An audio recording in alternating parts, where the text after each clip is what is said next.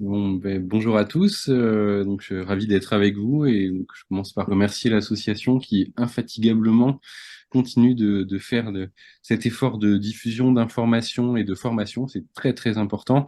Et d'ailleurs, en préambule de cette présentation, on pourrait dire que les thèmes ont changé. Si on revient sur les toutes premières présentations, c'était en 2010, on axait beaucoup sur la douleur, sur la prévention, des choses qui sont assez classique qui reste très importante. Et là, le programme de cette journée, il témoigne véritablement de ce qui est en train de changer dans les maladies du globule rouge.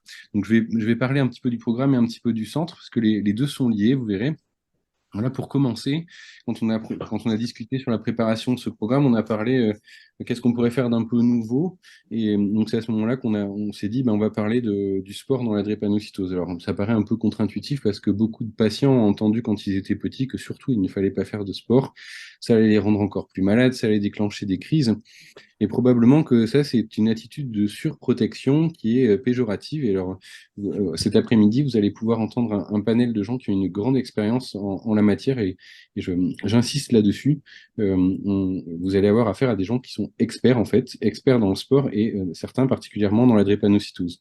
Donc, je commencerai par présenter le docteur Fabien Pilar, qui est le chef de service de médecine du sport du CHU de Toulouse et qui a une expérience de la médecine du sport enfin, il complétera, me corrigera si je me trompe, mais dans ces deux extrêmes, c'est-à-dire pour les sportifs de très très haut niveau et également pour des gens qui ont des problèmes de santé, dont on sait que tout problème de santé va constituer un blocage et va faire perdre l'habitude d'avoir une activité physique qui, pour une personne en bonne santé, paraît normale.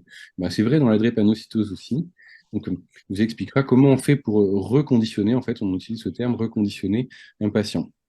La présentation de Monsieur Gainsbourg sera du même ordre, mais adaptée à une maladie malheureusement très fréquente que le cancer. Et on sait depuis de nombreuses années, c'est mis en pratique en fait, que la réhabilitation par le sport permet d'aller mieux, en fait, d'aller mieux d'aller dans sa tête, d'aller mieux dans son corps, d'avoir une meilleure qualité de vie. Et il y a à ce titre beaucoup d'exemples, alors soit de sport plutôt doux, et à Toulouse, vous imaginez bien, il y a aussi l'exemple du rugby, notamment du rugby féminin dans l'après-cancer. Puis vous verrez également une présentation du professeur Messonnier, qui a particulièrement étudié le sport, l'intérêt du sport dans la drépanocytose. Et en fait, on verra, je pense qu'il nous montrera que ça dépasse les arguments positifs que je viens de vous donner.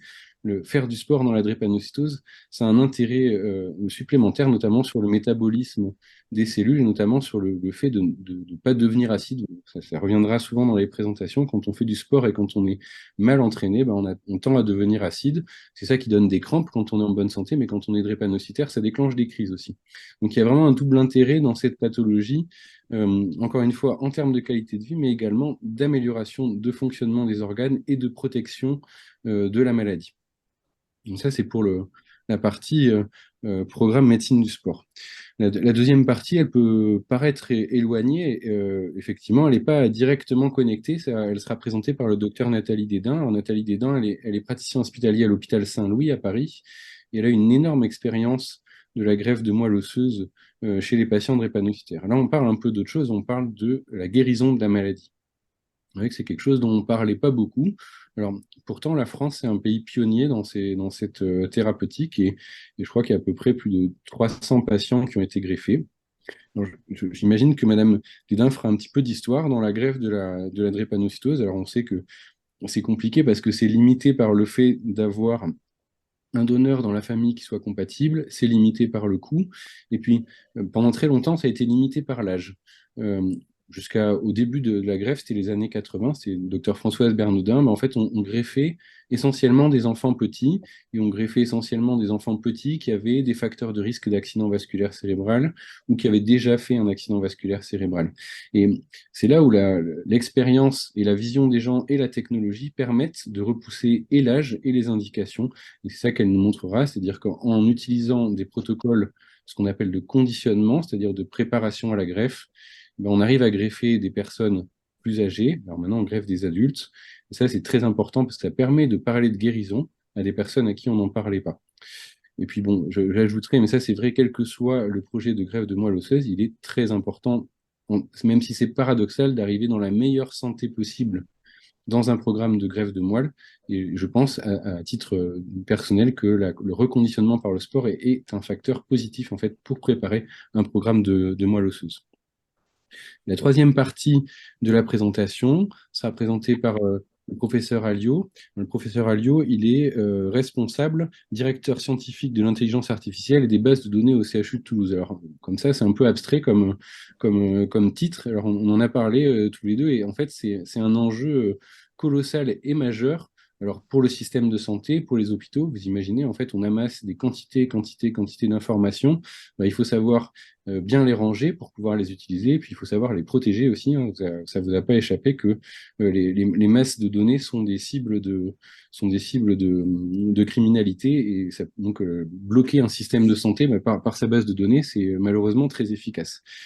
Alors, vous avez tous entendu parler de l'intelligence artificielle avec les nouveaux moteurs de recherche dits intelligents, avec des guillemets, pardon, comme ChatGPT. Alors, je pense que c'est pas de ça dont il va nous parler. Il y a déjà un certain nombre d'exemples et de choses qui sont publiées dans la drépanocytose, pour laquelle on fait intervenir l'intelligence artificielle. Donc, trois exemples pour aller vite et pour pas déflorer le sujet. Ben, ça peut, par exemple, aider à faire du diagnostic dans des endroits qui sont sous-dotés sur le plan médical. Ça peut, par exemple, pour les gens qui connaissent les complications de la drépanocytose, il y a des études qui ont été faites sur l'étude du fond d'œil, qui est très important dans la drépanocytose pour prévenir la rétinopathie. On sait qu'une intelligence artificielle, elle peut étudier des images de fond d'œil et donner des conclusions. Puis il y a d'autres exemples qui sont plus récents où on peut utiliser des algorithmes pour prédire la sévérité d'un malade, notamment un malade qui rentre en réanimation. Donc, il y a vraiment plein d'applications qui sont pas du tout de l'ordre du gadget, mais ça, encore une fois, il vous sera expliqué que pour bien utiliser une information, il faut qu'elle soit bien rangée, qu'on est rempli dans des bonnes cases. Donc c'est un sujet qui est passionnant et qui est complètement ouvert. Alors, j'en ai fini je vais pas tuer le suspense pour les présentations qui seront bien plus passionnantes que ce que j'ai raconté. Je vais dire un petit mot pour le centre du CHU de Toulouse. Alors, pour nous, c'est juste pour vous donner quelques chiffres, hein, le centre Maladies rares de Toulouse, il existe depuis 2009. Il a été développé par les professeurs Adou et Alain Robert. Il est désormais géré par le docteur Castex et moi-même, et ça représente plus de 1000 malades. Donc, c'est quelque chose qui est considérable pour des maladies rares. Et parmi ces 1000 malades, il y a 500 personnes qui sont porteuses d'une drépanocytose. Donc, ça veut dire 500 personnes et leurs familles qui sont impactées. On insiste sur le fait de ne pas oublier les autres malades. Il y a d'autres maladies qui sont beaucoup plus rares, mais qui méritent évidemment tout autant d'attention et de recherche. Alors, comme l'association Drépa 31 le sait, elle a été partie prenante à ce projet. On a développé, en plus de l'activité clinique, beaucoup de projets de recherche ces dernières années. Donc, c'est des projets qui sont parfois très précis. Notamment, on regarde par exemple ce qui se passe lors d'une crise vaso-occlusive au niveau des plaquettes des patients. Ça, c'est en collaboration avec un laboratoire de biologie très pointu qui se retrouve à Rangueil.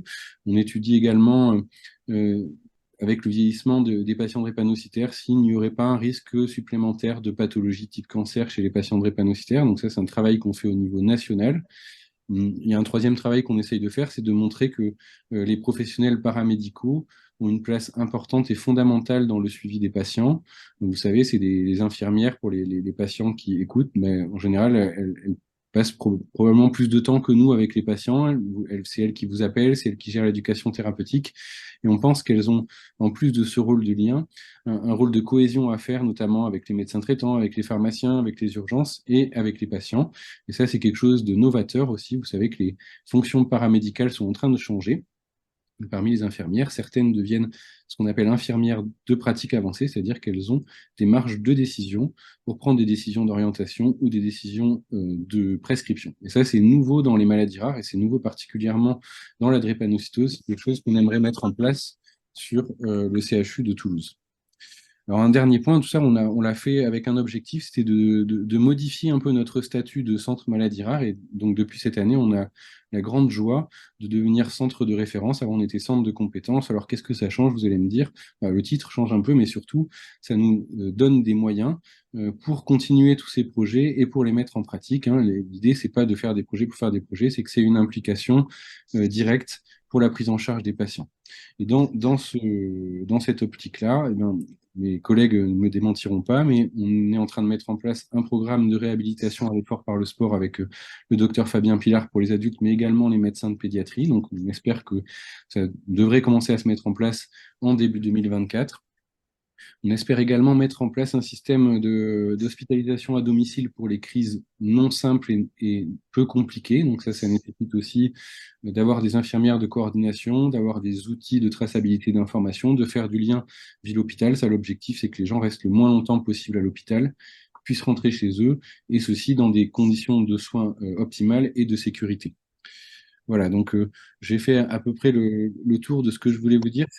J'insiste sur le fait que le visage de la drépanocytose et des maladies du globule rouge est véritablement en train de changer. Alors, le fait que vous ayez cet après-midi des experts de très haut niveau, vous verrez les présentations qui vont être faites sur le sujet, veut dire que des gens s'intéressent à cette pathologie, et ça, c'est une très bonne nouvelle, en fait, et s'intéressent encore une fois avec un très très haut niveau, avec une projection même si encore une fois, c'est pas le sujet du jour. Les douleurs, la crise vaso-occlusive, l'anémie, ça reste des problèmes très impactants. Mais là, ça montre que dans cette pathologie, en fait, le système, la recherche prend une hauteur de vue qui dépasse en fait le problème aigu pour voir la vie quotidienne, pour voir plus loin. Voilà, je vous souhaite une très bons échanges et très bonne présentation pour cet après-midi.